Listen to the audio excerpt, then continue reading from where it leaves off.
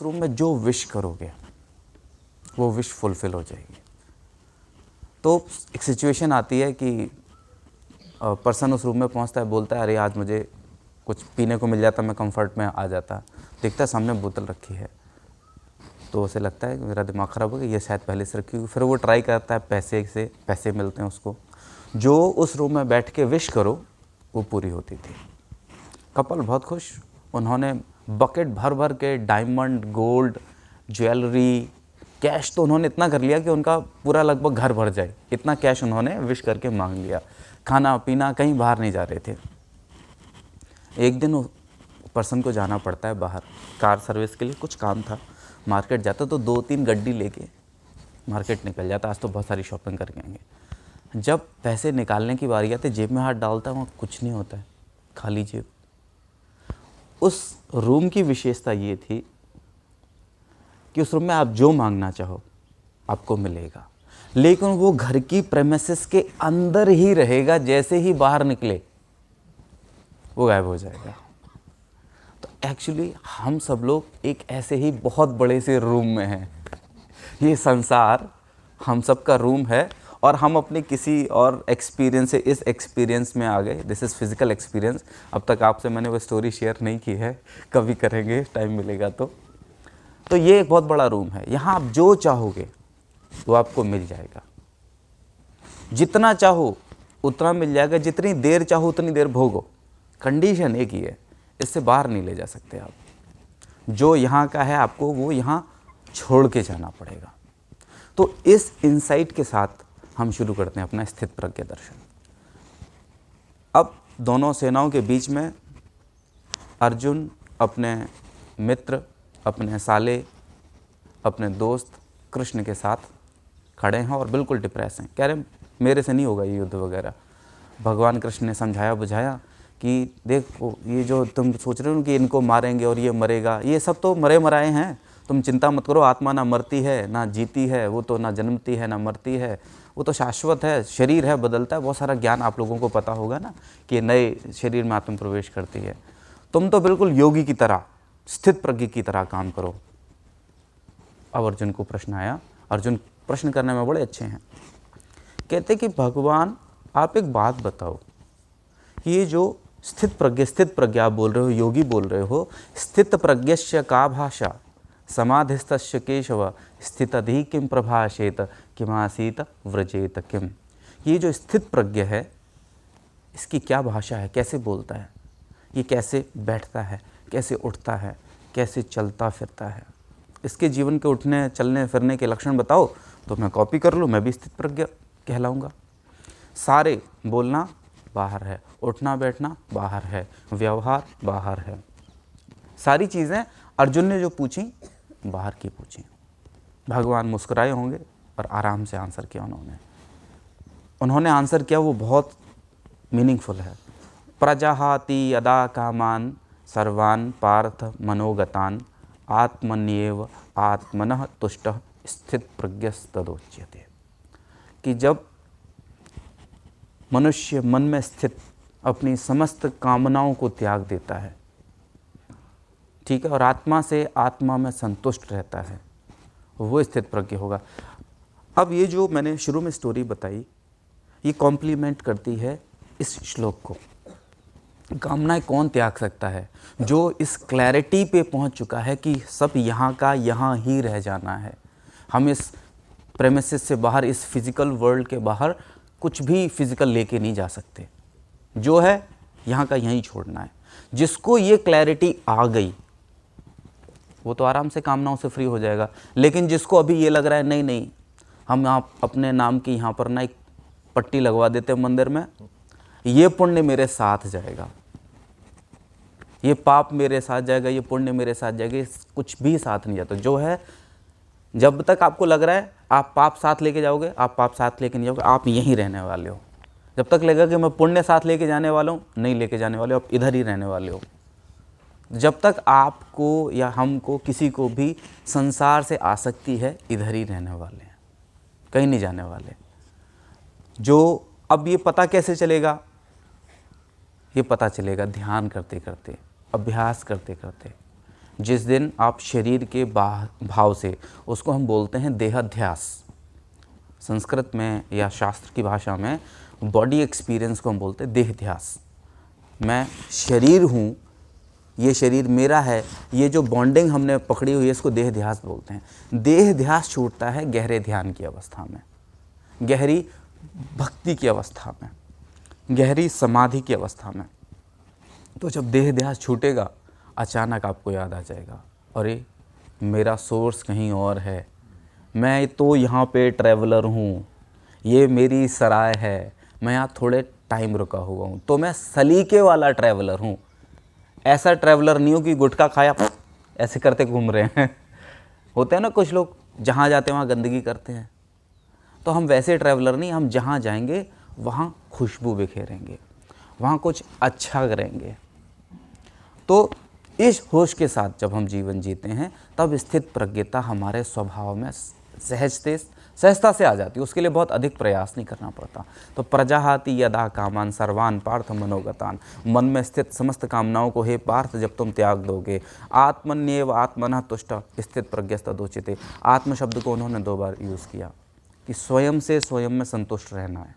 ये बहुत इम्पॉर्टेंट है समझना। हम स्वयं की संतुष्टि को जोड़ देते हैं, कभी बाहरी चीज़ों से, कभी रिश्तों से, कभी कार से, कभी बिजनेस से, कभी व्यापार से, कभी पैसों से, कभी पद से। हम स्वयं की संतुष्टि को किसी न किसी ऑब्जेक्ट्स के साथ जोड़ते हैं और तभी हम परेशान होते हैं। स्वयं की संतुष्टि को जब हम स्वयं से जोड़ लेंगे, वास्तविक संतुष्टि तब आएगी, क्योंकि बाकी सब चीज़ें एक समय के साथ ख़त्म हो जाती हैं। जो आत्म तत्व है वो अक्षय है, वो कभी समाप्त नहीं होता, वो कभी बदलता नहीं है। तो जब हम स्वयं से स्वयं को ऑब्जर्व करते हैं, जो अभी 2 दिन पहले हम बात कर रहे थे दृष्टा भाव की, जो कभी नहीं बदलता, जो देखने वाला है, कांस्टेंट है, इटर्नल है। तो जब हम दृष्टा भाव में पहुंच जाते हैं, तब हम स्थित प्रज्ञता का पहला स्तर पार करते हैं। फिर आगे चूँकि कोई कह दे, मैंने कह दिया हाँ मुझे स्थित प्रज्ञता आ गई है, तो ये पता कैसे चलेगा? भगवान आगे कहते हैं, दुखेषु अनद्विग्न मनः सुखेषु विगत स्पृह वीतराग भय क्रोध स्थिरधि मुनिरुच्यते। कि जब दुख आए तो उद्विग्न ना हो जाओ। उद्विग्न कैसे होते हैं? बेचैन हो जाते हैं जब दुख आता है तो। और जब सुख आता है तो हमारे अंदर ये डिज़ायर आ जाती है कि ये सुख बहुत लंबा चले, ये सुख बीते नहीं। उससे हमारी स्पृहा यानी उससे अटैचमेंट क्रिएट हो जाता है। हम बार बार सुख पाने की इच्छा करते हैं। अक्सर कर इसको थोड़ा और डीपर सेंस में समझें। एक दिन आप सोचो कि आपको ध्यान बहुत अच्छा लगा। अक्सर कर मित्र मुझे मिलते रहते हैं और वो कहते हैं कि सर आज बहुत अच्छा ध्यान लगा, काश ऐसा ध्यान डेली लगे। जिस वक्त हम ये भी कामना कर लेते हैं कि ऐसा ध्यान, ऐसी शांति फिर मिले, ये भी इच्छा है। ध्यान हमारी योग्यता से तो लगा नहीं, ध्यान तो प्रभु के प्रसाद से लग गया तो बहुत अच्छी बात है। जिसने लगवा दिया अगली बार लगवाए ना लगवाए उसकी इच्छा, मालिक तो हम है नहीं। लेकिन हम उसमें भी तुरंत अटैचमेंट क्रिएट करते हैं। ध्यान बहुत अच्छा लगा, ऐसा रोज़ लगना। अब अगले दिन ध्यान के लिए बैठे, चूँकि पिछले दिन ही कचरा कर लिया था, इच्छा डाल ली थी ना अपने अंदर कि अगले दिन ध्यान लगना चाहिए, तो उस इच्छा के कारण अगले दिन ध्यान नहीं लगता। वो इच्छा ध्यान की बाधा बन जाती है। ध्यान की इच्छा ध्यान की बाधा बनती है। इच्छा इतनी खतरनाक चीज़ है। और मोक्ष की अंतिम बाधा मोक्ष की इच्छा है। सबसे देखो ये बड़ा बढ़िया मकड़ जाल है ये जो अध्यात्म है ना, अच्छा मकड़ जाल है। पहले फंसाने के लिए कहते हैं मोक्ष की इच्छा करो, मोक्ष की इच्छा करो। अब मोक्ष की इच्छा कर ली, आपने सब प्रैक्टिसेस अडॉप्ट कर ली, खूब आगे बढ़ गए, फिर बाद में वही गुरु महाराज कहते हैं बेटा मोक्ष की इच्छा छोड़ दो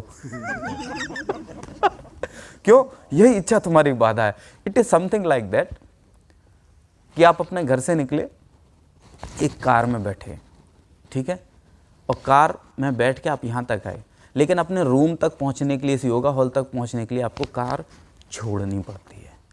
तो मोक्ष की इच्छा आपके लिए एक वाहन का काम करती है, आपको एक स्थान से उठा के दूसरी ऊंचाइयों तक ले जाती है। लेकिन एक बार जब आप एक ऊंचाई तक पहुंच गए, उससे भी आगे जाना है, जब मोक्ष में पहुंचना है, तब मोक्ष की इच्छा को छोड़ना पड़ेगा। और सरल करूं, कभी आप में से कुछ लोग गांव में रहे होंगे, बच्चे तो कहाँ आजकल बेचारे गांव जानते ही नहीं हैं, ये बड़े दुर्भाग्य की बात है। आप सबसे निवेदन है कि आप अपने अपने बच्चों को ना गांव का कल्चर ज़रूर दिखाइए। डीप रूटेड हमारी कल्चर जो है गांव से विकसित हुई है। या तो नगरीय सभ्यता हुआ करती थी या वन सभ्यताएँ हुआ करती थी, ठीक है, और वन सभ्यताएँ ग्राम्य सभ्यता हैं। तो गाँव का एक्सपीरियंस ज़रूर लो। मेरा तो बचपन गाँव में बीता है। अपनी जब बकरी चराने जाते थे हम, कभी कभी गाय भैंस भी ले जाते थे, तो नंगे पाँव जाते थे, चप्पल तो होती नहीं थी, तो कभी कभी कांटा घुसता था और कांटा घुस के टूट जाता था। अब 2-4 कांटे तो घुसे रहते तो उसको कोई माइंड नहीं करता था, ठीक है, लेकिन जब वो दर्द देता था तब क्या करते थे, एक और कांटा तोड़ते थे और उस कांटे से हम अपने बाकी के कांटे निकालते थे, और जब कांटा निकल गया तो वो कांटा भी फेंक देते थे। तो पहला तो संसार की इच्छाएं हैं, ये एक तरीके का कांटा है जो हमें दर्द दे रही हैं। तो इस कांटे को निकालने के लिए हम दूसरी कांटे को यूज़ करते हैं, मोक्ष की इच्छा करो। अब मोक्ष की इच्छा से बाकी सारी इच्छाएं बाहर निकाल दी, ठीक है, अब दूसरा कांटा भी फेंक दो, मोक्ष की इच्छा भी फेंक दो, हो गया मोक्ष। ये सरल सी स्थिति है। तो दुखेषु अनद्विग्न मनः सुखेषु विगत स्पृहा। ना तो दुख में बेचैन होना है, ना सुख में बहुत इच्छा रखने की बार बार हुई, क्योंकि ये इच्छा भी बाधा बन जाएगी। ध्यान की इच्छा भी अगले दिन ध्यान की बाधा बनेगी। वीतराग भय क्रोध स्थिर धी मुनिरुच्यते। वीतराग शब्द को समझो। वीतराग बड़ा महत्वपूर्ण शब्द है। कुछ लोग सोचते हैं कि वैराग ज़रूरी, बहुत ज़रूरी, लेकिन वैराग्य का अर्थ क्या, घर छोड़ के भागना? नहीं, वैराग का मतलब घर छोड़ के भागना नहीं होता है। राग शब्द की जो मूल धातु है वो रंग है, कलर्स मीन्स अट्रैक्शंस। अब अगर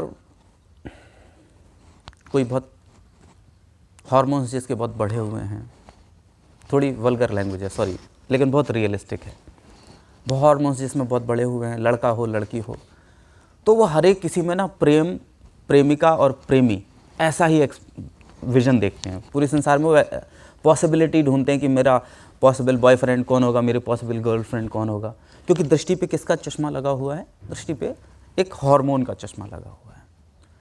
जिसको बिजनेस करना है, ख़ास तौर से मैं तो देखता हूँ, मान लो कोई LIC का एजेंट बन गया सॉरी अगर कोई हो तो मेरा एक फ्रेंड है LIC का एजेंट बन गया था, ओहो, उसके बाद भाई उसके लिए कोई व्यक्ति नहीं रहा, हर पर्सन एक पॉसिबल कस्टमर है ठीक है, हर किसी को वो प्लान समझाते थे। मैंने हालांकि 2 प्लान उनसे परचेस कर लिए थे, फिर भी वो जब भी मिले तीसरा प्लान समझाने लगते थे। तो हमने दृष्टि पे एक तरीके का चश्मा लगा लिया, तो अब हम उस दृष्टि से देख रहे हैं। तो जिस वृत्ति का रंग हम अपनी दृष्टि पे डाल लेते हैं, हम पूरी सृष्टि को वैसा देखते हैं। तो राग का मतलब रंग, दृष्टि में खास तरीके के कलर को हम अडॉप्ट कर लेते हैं। तो हमें, अगर हमने हरा चश्मा लगा लिया पूरी सृष्टि हरी दिखती है, लाल चश्मा लगा लिया पूरी सृष्टि लाल दिखती है। तो वैराग का मतलब क्या है, अपने सारे रंग उतार दिए, आपकी दृष्टि पे कोई रंग नहीं है। अब आप क्या देख रहे हो, जो हरा है वो एक्चुअली हरा देख रहे हो आप, जो लाल है उसे आप एक्चुअली लाल देख रहे हो, उसमें कोई दूसरा टेंट आप ले नहीं रहे, ना ब्लू टेंट ले रहे हो ना ग्रीन टेंट ले रहे हो, जो जैसा है उसे वैसा देखना वैराग है। हम वैराग्य को क्या समझते हैं कि जटाएं बना लो, घर से भग जाओ, कमंडल पकड़ लो। हो सकता है कि वो वैराग्य हो, लेकिन वो वैराग्य थोड़ा डरा हुआ वैराग्य है। वास्तविक वैराग्य क्या होगा कि जीवन जैसा है उसे उसके मूल अर्थों में देखना वैराग्य है। मैं गृहस्थ में हूँ, मेरी 2 बेटियां हैं प्यारी प्यारी, पत्नी है, माता पिता हैं, भाई बहन हैं। हम लोग आपस में खूब लड़ाई झगड़ा भी करते हैं जब ज़रूरत होती है, तो क्योंकि वो ज़रूरत है, वो ज़िंदगी का एक इमोशन है। मेरा अक्सर कर मेरे पापा से झगड़ा हो जाता है, और शायद मैं ही हूँ जो सबसे ज़्यादा झगड़ जाता हूँ मेरे पापा से, लेकिन उनके बगैर रहना भी नहीं होता। झगड़ा करना, प्रेम करना, गुस्सा करना हमारे जीवन के स्वभाव हैं, जीवन की सहजता है। वैराग्य का अर्थ है आप जीवन को उसके वास्तविक धरातल पर अनुभव करो। लेकिन वैराग्य से भी एक ऊपर की अवस्था है, उसको कहते हैं वीतराग। जहाँ कुछ है उसको वैसा एक्सेप्ट करो, और नहीं है उसको वैसा एक्सेप्ट करो। नहीं है की कंडीशन को भी एक्सेप्ट करो, सब कुछ होते हुए भी नॉन एग्जिस्टेंट हो जाए, उसको हम वीतराग बोलते हैं। तो योगी कौन होगा? वीतराग भय क्रोध, जिसने अपने राग को, भय को और क्रोध को सर्वथा त्याग दिया। अब क्रोध कहाँ से आता है? क्रोध जुड़ा हुआ है हमारी आकांक्षाओं से, इच्छाओं से। इच्छा पूर्ति नहीं हुई, क्रोध होगा। भय कहाँ से होगा? भय जुड़ा होगा आपकी आसक्ति से। आपकी आसक्ति टूटेगी, आपको भय होगा। जब जब आपकी आसक्ति पे चोट लगती है, आपको डर लगता है कि मुझे कुछ हो ना जाए, मेरा फाइनेंशियल लॉस ना हो जाए, मुझे बीमारी ना लग जाए, कुछ भी। जहाँ आपने अटैचमेंट जोड़ रखा है, अटैचमेंट से फियर जुड़ा हुआ है, इग्नोरेंस से फियर जुड़ा हुआ है। तो जब हम अटैचमेंट से, फियर से और एंगर से फ्री हो जाते हैं, तो हमारी बुद्धि जो है वो स्थिर हो जाती है। हम जीवन में स्वाभाविक रूप से योगी हो जाते हैं। तो भगवत गीता को आप एक धर्म ग्रंथ मान के मत पढ़िए। ये लाइफ का मैनुअल है कि लाइफ जीनी कैसे है। लेकिन अपने आप को धर्म और अध्यात्म के नाम पर संकुचित भी मत कीजिए कि नहीं नहीं ये पाप में है, ये पुण्य में है। पाप और पुण्य तो आप, मैं कहता हूँ, कई बार खुद ट्राई करके देखो। आपको अक्सर कर जो पाप पाप पाप बोला जा रहा है ना, अक्सर कर वो पाप नहीं निकलता, सिर्फ नासमझी होती है। और वैसे भी जो ध्यान करने वाला होता है, उसके जीवन के जीने का स्वभाव ऐसा होता है कि उससे पाप हो भी नहीं पाता। तो आप लोग ध्यान करें, नियमित ध्यान करें। और ध्यान करने की टेस्टिंग एक ही है।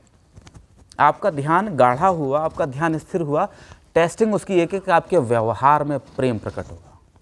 फूल खिलता है, अगर फूल स्वस्थ है तो सुगंध उसकी सब तरफ जाती है। अभी जहाँ मैं रहता हूँ वहाँ पे 2 पेड़ लगे हुए हैं और इस समय लगभग हर जगह वो पेड़ खिले हुए हैं। उनमें इतनी खुशबू आती, इतनी खुशबू आती, जैसे रात रानी है।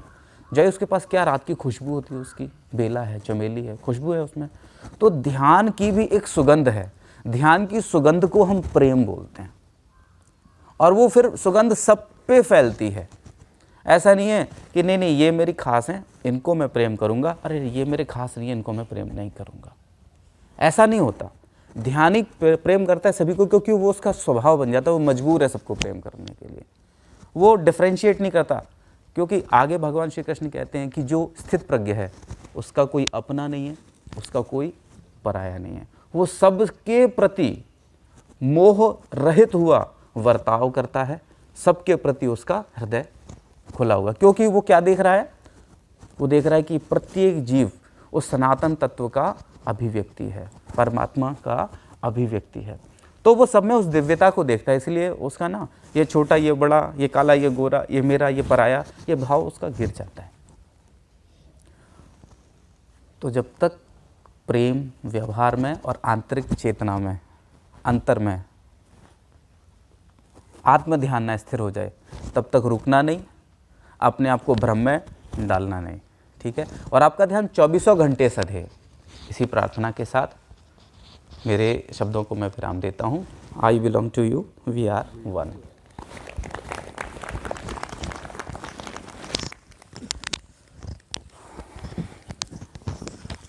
अच्छा, अभी हम लोग अब हम आज तक कैमरा वाले बन रहे हैं। एक्सपीरियंस शेयरिंग होगी, हम आपके सामने आएंगे, आपसे एक्सपीरियंस लेंगे।